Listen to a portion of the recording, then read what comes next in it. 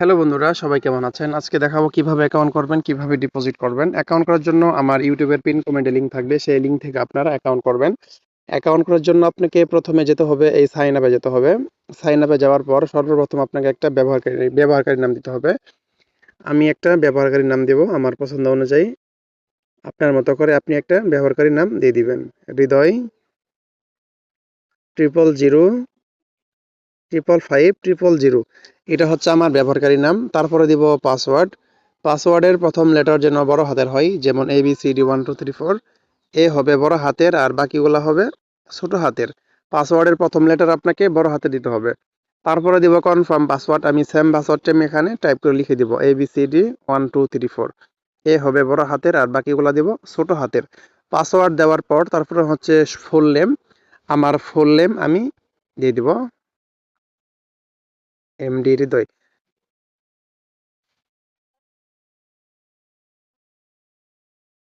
তারপরে হচ্ছে phone number. আপনি যে নাম্বার থেকে অ্যাকাউন্ট করবেন সেই নাম্বার থেকে আপনাকে ডিপোজিট উইথড্র করতে হবে। এখানে আমার বিকাশ নাম্বারটা দিয়ে দিব।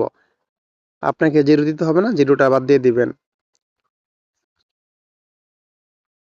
এটা হচ্ছে আমার বিকাশ নাম্বার। বিকাশ নাম্বার দেওয়ার পর তারপর এখানে একটা টিক মার্ক দিব। টিক মার্ক দেওয়ার পর আপনার ইউজার নেম, আপনার পাসওয়ার্ড, আপনার ফোন নাম্বার ঠিক আছে কিনা একটু চেক করে নেবেন। তারপর এই সাবমিট বাটনে ক্লিক করবেন।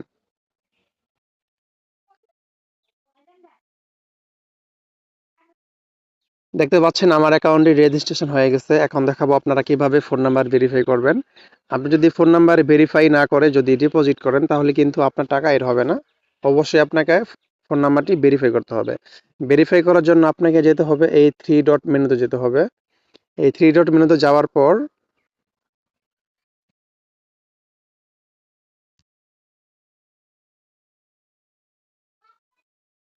ফোন নাম্বার ভেরিফাই করার জন্য আপনাকে যেতে হবে এই থ্রি ডট মেনুতে যেতে হবে। তারপর যেতে হবে এই প্রোফাইল লেখাতে যেতে হবে।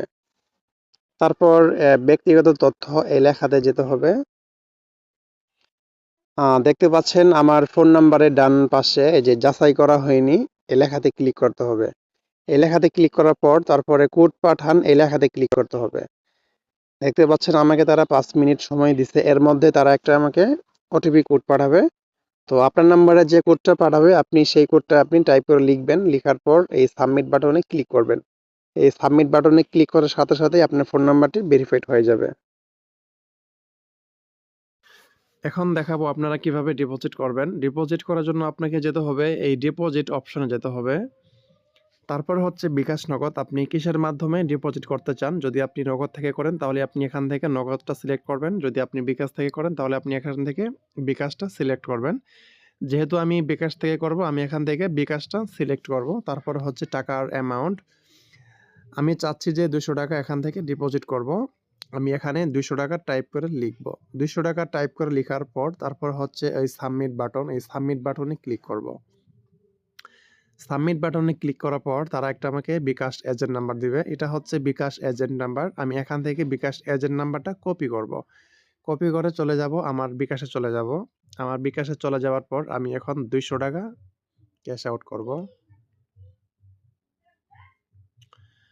আপনাকে অবশ্যই ক্যাশ আউট করতে হবে। আপনি যদি সেন্ড মানি করেন তাহলে কিন্তু আপনার টাকা এড হবে না। আমি এখন 200 টাকা ক্যাশ আউট করব।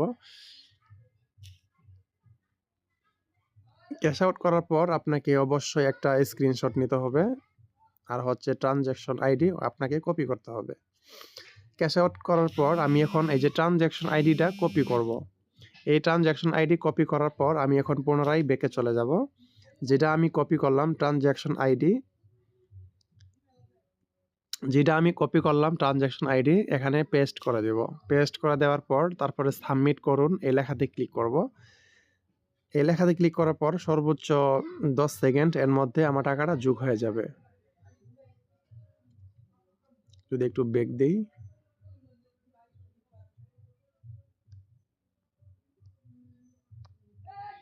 একটু সময় নেবে, 1 মিনিট সময় নেবে। এর মধ্যে আমার অ্যাকাউন্টে টাকা যোগ হয়ে যাবে।